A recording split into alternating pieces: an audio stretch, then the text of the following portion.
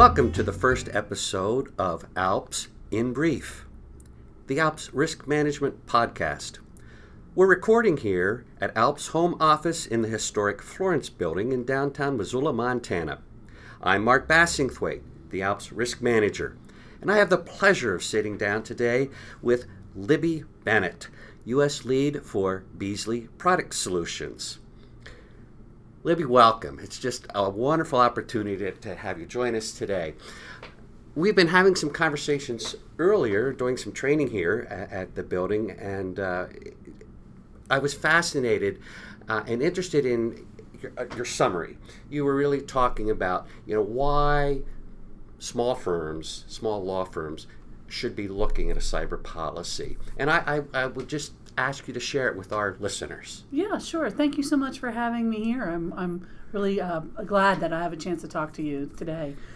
So we look at the cyber product really as a way for policyholders to deal with real life risks that they've got in their businesses today that they may not be aware of and are addressing.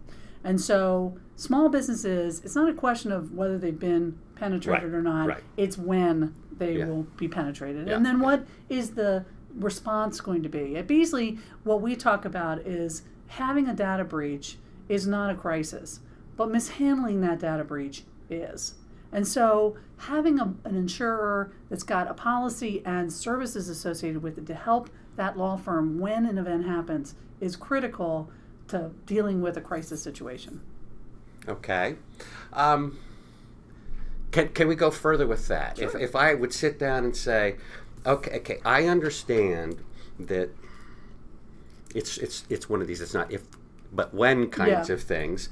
But I also, in my experience, a lot of small firms in particular tend to come with this attitude of, I'm not big enough to be hit. I'm not on anybody's radar. It's not going to cost that much money. These kinds of things.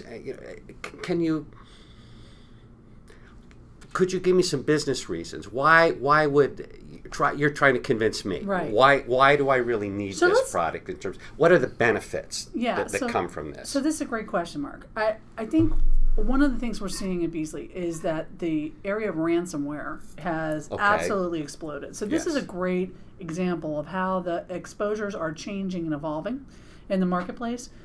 We are now seeing somewhere between 25 and 30% of the claims that we handle at the insurance company level are coming from ransomware attacks. Yeah. People are able to go out on the dark web, they're able to buy the software that is malware, and they're able to do an industrialized size explosion out into the marketplace through phishing emails, and they are capturing law firms, they're capturing retail establishments. I mean, they're capturing small businesses whose employees inadvertently click on a malicious link and launch the ransomware. If your system gets hit with a ransomware attack, you can no longer access your files until you've paid the ransom, and if the criminal gives you the key back, you can unencrypt your system. That's something that we didn't see before, really, the last 24 months, I would say. Right. So that's an example of, you could be a well-managed firm, but still have an exposure to a malicious event. And it's a great example. I mean, 2016 has been labeled as the year of ransomware, and I really see it as the year or the rise of ransomware. Right. It's really come into the mainstream, and this industrialization piece is absolutely spot on. When I think about, I know what my malpractice policy does. I have this general insurance policy and things.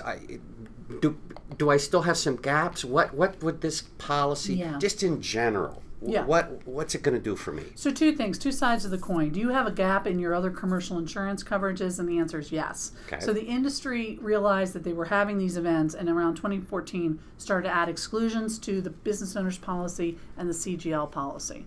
Cyber events are not considered professional services, so they weren't covered under the professional policy. Makes sense. So a gap occurred, right? And so ALPS is offering this endorsement, which includes information security and privacy, website media liability, PCI fines and penalties, business interruption, cyber extortion, data protection, and some crime coverages, fraudulent instructions, and computer crime. Right. So ALPS is trying to provide the coverages for the the series of events that happen when a breach occurs or a ransomware event occurs, and the various losses that derive from that event. Okay. Wow. I mean, when you really sit down and just start to think about it, you don't fully appreciate all the fallout of an attack. That's spot on. I love it. In my own experience, in terms of working with law firms that have had breaches over the years, one of the biggest concerns in terms of the financial loss seems to be this theft of funds. There's wire fraud. We've seen a lot of that. And these dollar figures can go sky high in a heartbeat. It's my understanding that is a loss that is difficult to insure. Is that correct? I mean, in terms of a small business being able to go out? Yes.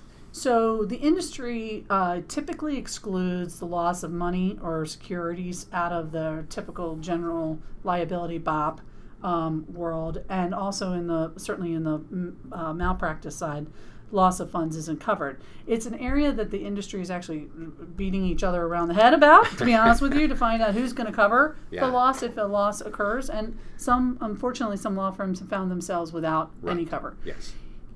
Firms with large exposure to crime ought to be seeking a crime policy out in the marketplace. And we just had a conversation with someone who was going through that process and found that there were some markets that would do it up to $250,000 on limit and one market that would do $1 million.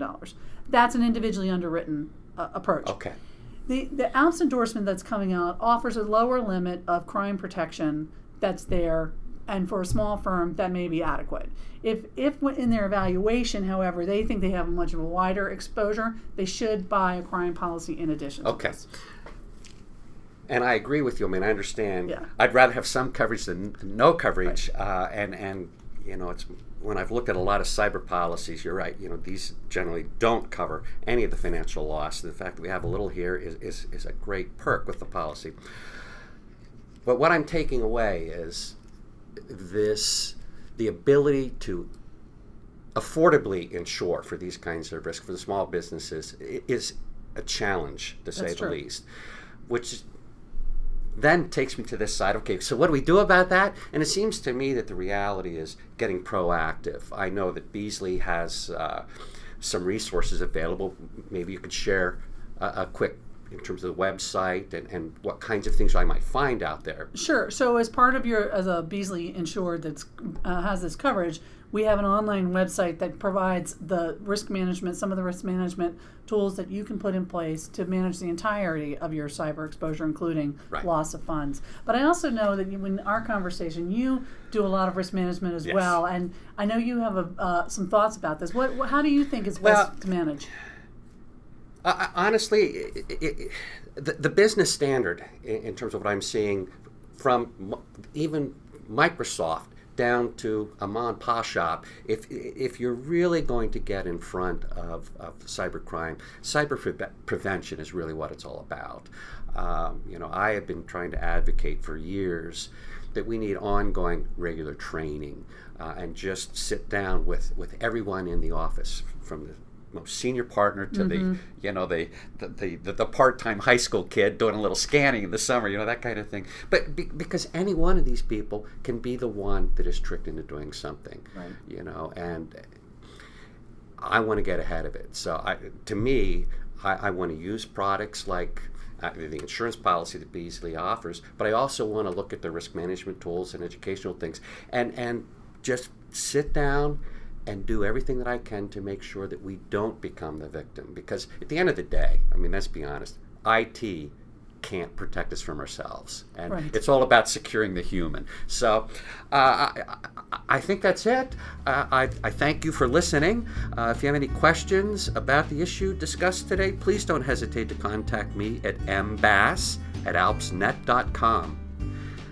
We'd love your feedback on the podcast, including any other issues you'd like to hear us cover.